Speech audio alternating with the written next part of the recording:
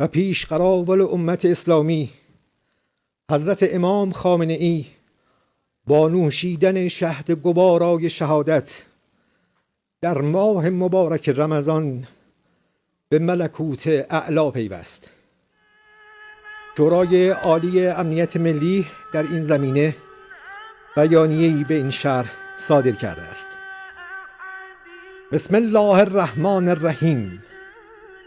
روح بلند پیشوای ملت بزرگ ایران و آزادی خواهان جهان و امت اسلامی حضرت امام خامنه ای قدس الله نفسه الزکیه به ملکوت اعلی پیوست و به آرزوی دیرینی خیش رسید و به تأسی از جد بزرگوارش امام علی صلوات الله علیه و سلامه علیهما در ماه مبارک رمضان با سر دادن ندای آسمانی فست و به رب الکعبه به ساحت مقدس الهی واصل گردید و شهد گوارای شهادت را در این ماه مبارک نوش نمود.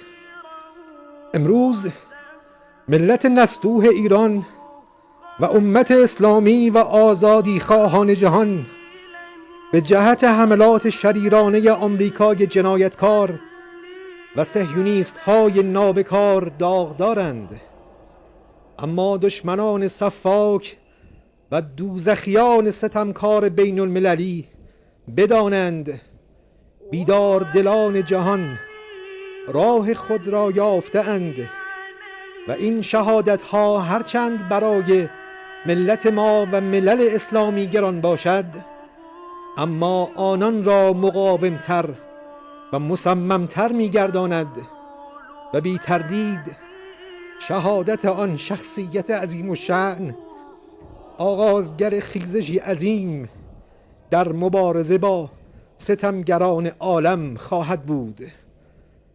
و سلام علیه یوم ولد و یوم یموت و یوم یبعث حیا.